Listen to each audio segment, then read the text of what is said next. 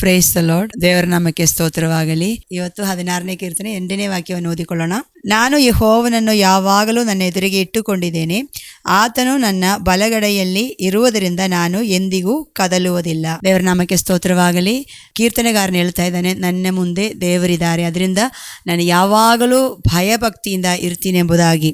ಜೀವನದಲ್ಲಿ ಬರಬೇಕಾದ ಕೆಟ್ಟ ಕಾರ್ಯಗಳು, ಒಂದೊಂದು ನಿಮಿಷವೂ ನಮಗೆ ಶೋಧನೆಗಳಿರ್ತದೆ. ಆದರೆ ದೇವರು ನಮ್ಮ ಮುಂದೆ ನಾವು ಇಟ್ಟುಕೊಳ್ಳೋದಾದರೆ ನಿಶ್ಚಯವಾಗಿ ಬರಬೇಕಾದ ಎಲ್ಲ ಶೋಧನೆಗಳಿಂದಲೂ ನಮಗೆ ತಪ್ಪಿಸಿಕೊಳ್ಳಿಕ್ಕಾಗುತ್ತೆ. ಒಂದು ಸುಳ್ಳು ಹೇಳಬೇಕಾದ ಪರಿಸ್ಥಿತಿಯಲ್ಲಾದರೂ ಕೂಡ ಯೆಹೋವನು ನನ್ನ ಎದುರಲ್ಲಿದ್ದಾರೆ, ನನ್ನ ದೇವರು ನಾನು ಸುಳ್ಳು ಹೇಳೋದನ್ನು ಕೇಳಿಸಿಕೊಳ್ಳುತ್ತಾರೆ ಎಂದ ಭಯ ಇರುವಾಗ ನಾವು ಅದನ್ನು ಹೇಳದಂತೆ ಪ್ರಯತ್ನ ಪಡ್ತೀರಾ. ಅದೇ ರೀತಿಯಾಗಿ ಆತನು ನನ್ನ ಬಲಗಡೆಯಲ್ಲಿ ಇರುವುದರಿಂದ ನಾನು ಎಂದಿಗೂ ಕದಲುವುದಿಲ್ಲ. ನಾವು ಕದಲದಿರಬೇಕಾದರೆ ದೇವರು ನಮ್ಮ ಬಲಗಡೆಯಲ್ಲಿ ಇರಲೇಬೇಕು. ಹಾಗಾದರೆ ಈ ದಿನದಲ್ಲಿ ನಾವೆಲ್ಲರೂ ಕೂಡ ದೇವರ ಸನ್ನಿಧಿಯಲ್ಲಿ, ದೇವರೇ ನಿನ್ನನ್ನು ನನ್ನ ಮುಂದೆ ಎದುರಿನಲ್ಲಿ ಇಟ್ಟುಕೊಳ್ಳುತ್ತೇನೆ, ನೀನು ನನ್ನ ಬಲಗಡೆಯಲ್ಲಿ ಯಾವಾಗಲೂ ಇರಬೇಕಂತ ಪ್ರಾರ್ಥಿಸಿರಿ.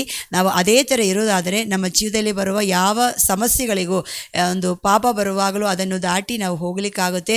ಅದೇ ರೀತಿಯಾಗಿ ನಮಗೆ ಇರುವ ಕಷ್ಟಗಳಲ್ಲಿ ಕೂಡ ದೇವರು ಹತ್ತಿರ ಇರೋದ್ರಿಂದ ಅದರಿಂದ ಕೂಡ ನಮ್ಮನ್ನು ತಪ್ಪಿಸಿ ನಡೆಸ್ತಾರೆ. ಹಾಗಾದರೆ ನಾವೀಗ ಪ್ರಾರ್ಥನಾ ಮಾಡಿಕೊಳ್ಳೋಣ. ಕರ್ತನಾದ ದೇವರೇ, ಈ ಸಮಯಕ್ಕಾಗಿ ನಿಮ್ಮನ್ನು ಸ್ತುತಿಸುತ್ತೇವೆ.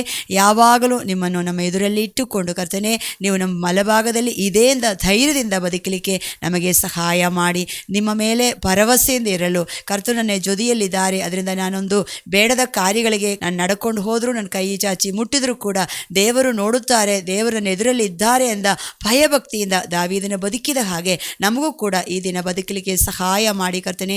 ಅದೇ ರೀತಿಯಾಗಿ ನನ್ನ ದೇವರು ನನ್ನ ಬಲಬದಿಯಲ್ಲಿ ಇರೋದ್ರಿಂದ ನಾನು ಕದಲುವುದಿಲ್ಲ. ಏನು ಕಷ್ಟ ಬಂದರೂ, ಏನು ಇಕ್ಕಟ್ಟು ಬಂದರೂ, ಏನು ತೊಂದರೆಗಳಾದರೂ ಕೂಡ ದೇವರು ನನ್ನನ್ನು ನೋಡಿಕೊಳ್ಳುತ್ತಾರೆ. ಯೇಸು ಕರ್ತನು ನನ್ನ ಜೊತೆಯಲ್ಲಿದ್ದು ನನ್ನ ಕಾಪಾಡಿಕೊಳ್ಳುತ್ತಾರೆ ಎಂದು ಧೈರ್ಯವನ್ನು ನಮಗೆಲ್ಲರಿಗೂ ಅನುಗ್ರಹಿಸಿ ಈ ವಾಕ್ಯದ ಮೂಲಕ ದೇವರೇ ನಮ್ಮ ಜೊತೆಯಲ್ಲಿದ್ದು ನಡೆಸಿರಿ. ಯೇಸು ನಾಮದಲ್ಲಿ ಪ್ರಾರ್ಥಿಸುತ್ತೇವೆ ತಂದೆಯೇ, ಆಮೇನ್.